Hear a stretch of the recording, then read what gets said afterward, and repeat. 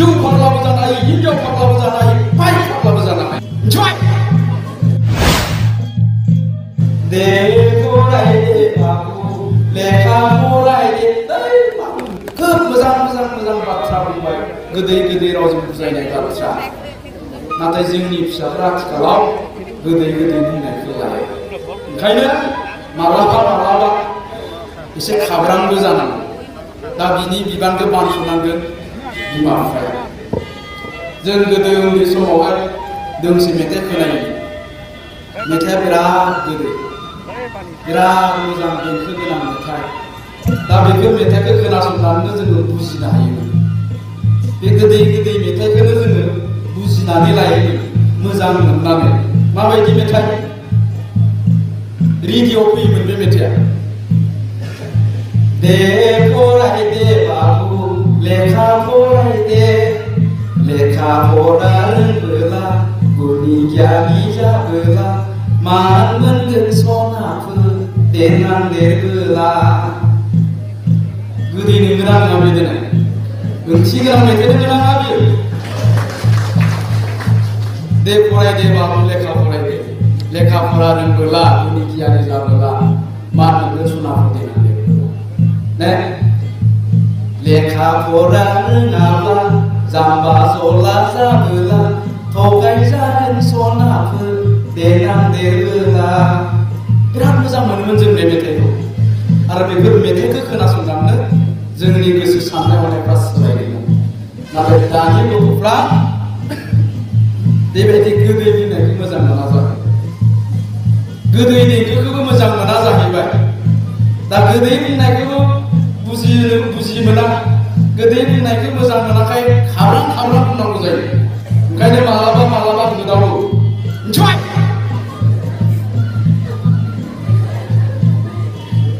मेथाइफ्राबो खाब्रां जायो। दानिया बेबायदि मेथाइखौ खोनासङा दानि लाइमोनफ्रा। दे फरायदे बाबु, लेखा फरायदे। ओंखारनाय मेथाइफ्रा। ओंखायनो बेबायदि मेथाइखौ माबोरै खनो मिथिगौना दानिया? खाब्रां आरो बाथ्राखौ जेरै खाब्रां बुंनांगौ, मेथाइआबो खाब्रां। माबायदिनो?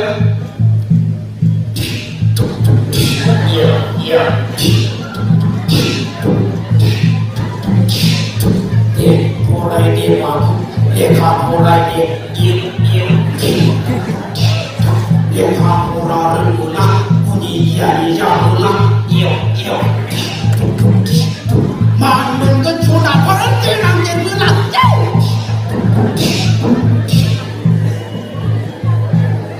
बिदिखौसो मोजां मोनो जायो। थारमाने आं मा बुंनो नागिरदों, खोथाफोरखौ खाब्रां बुंबासो दानि गथ'फोरखौ लानानै। दा ओंखायनो जोङो खाब्रां खोथाखौबो बुंनांगौ जायो। नंगौना? रायनांगोन बिमा बिफाया गावनि गथ'खौ मोजां खालामनो थाखाय। अननाया गोसो सिङाव थागोन, नाथाय गथ'खौ जेब्ला जों सामलायनांगोन अब्ला जोङो खाब्रांबो जानांगोन, रागा दिन्थिनो नांगोन। दा बेवहाय थानाय जोंनि फिसाफोर, आं दे एसे सिगाङाव होनबाय, बे साफ्रोमबो लाइमोनफ्रानो आं दहायनो बुंदों, बे जायगायाव बिसोरनो गोरोंसिन दिनैनि दिनावहाय। गतिके बिसोरनाव ओरैबायदि पावार दं, बिसोर जा जानो गोसो बेखौनो जानो। बिसोर डक्टर जानो, doctor, engineer, ACS, IPS, advocate जानो, प्रफेसार जानो, जि जानो गोसो बेखौनो जानो हायो। जि जानो गोसो बेखौनो जानो हायो। माने बिसोर सिखावबो जानो हायो, डकाइतबो जानो हायो, जौ फाग्लाबो जानो हायो, हिनजाव फाग्लाबो जानो हायो, बाइक फाग्लाबो जानो हायो। दा जों मा खालामगोन जोंनि गथ'फोरखौ? दा नोंसोरो मा जागोन?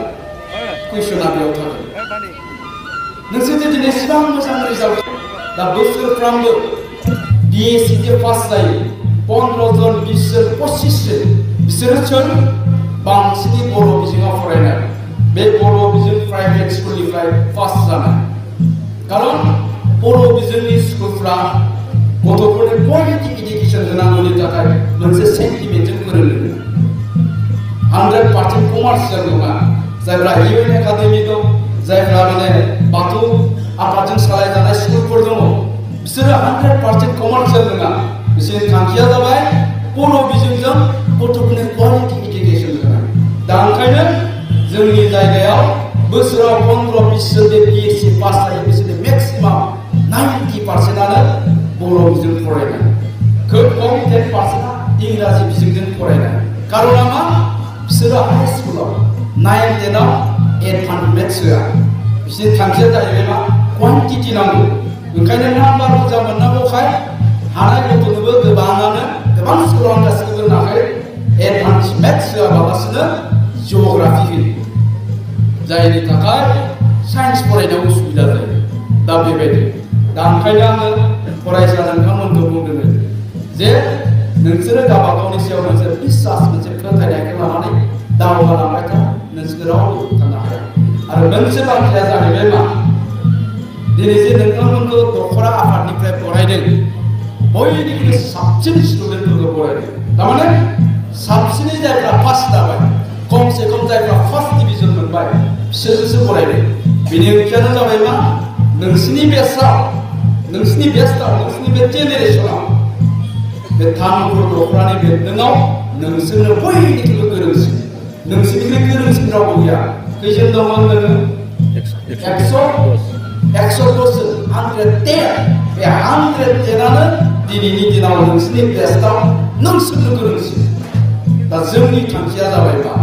दख'रा आफादनि थांखिया जाबाय मा? बे जायगानि इन्टेलेक्चुयेल बुद्धिजीबि समाज सिबिग्रा मानसिफोरनि सिन्ताधाराया मा? जे नोंसोरनि गेजेरनिफ्रायनो साफा doctor, engineer, SS, IAS officer जानांगोन, साफा दैदेनगिरि जानांगोन, साफा थुनलाइगिरि जानांगोन। दा जानांगोनब्ला नोंसोरनि बेस्टआव नोंसोरनि अनगायै रावबो जाया। नोंसोरनि अनगायै रावबो जानो हानाय नङा। खारन नोंसोरनो गोरोंसिन। बेखायनो नोंसोरनिफ्रायनो जागोन साफा डक्टर, साफा इन्जिनियार। दा बेनि थाखाय जोंनियाव आत्मबिश्वास, सेल्फ कनफिडेन्सआ थानांगोन। गावनियाव मोनसे फोथायनाया थानांगोन। नाथाय जोङो दहाय एसे मोजां खोथा बुंलांबाय। जोंहा MLA बिथाङाबो गोबां मोजां बाथ्रा बुंबाय। जोंहा जिल्लानि आफादगिरि बिथाङाबो खोब मोजां बाथ्रा बुंबाय। गोदै रावजों बुजायनाय बाथ्रा। नाथाय जोंनि फिसाफ्रा आथिखालाव गोदै बुंनायखौ लाया। ओंखायनो मालाबा एसे खाब्रांबो जानांगौ। दा बिनि बिबानखौ बानस'नांगोन बिमा बिफाया। जों गोदो उन्दै समावहाय दोंसे मेथाइ खोनायोमोन। मेथाइआ बिराद मोजां देंखो गोनां मेथाइ। दा बेफोर मेथाइखौ खोनासंनानैनो जोङो बुजिनो हायोमोन। बे गोदै मेथाइखौनो जोङो बुजिनानै लायोमोन, मोजां मोननानै। माबायदि मेथाइ? रेडिअ'आव फैयोमोन बे मेथाइआ। दे फरायदे बाबु, लेखा फरायदे, लेखा फरा रोंबोला, गुनि गियानि जाबोला, मान मोनगोन सनाफोर देनां देरबोला। गोदै नोंगोना नङा बे देनाय? ओंथि गोनां मेथाइ नोंगोना नङा बेयो?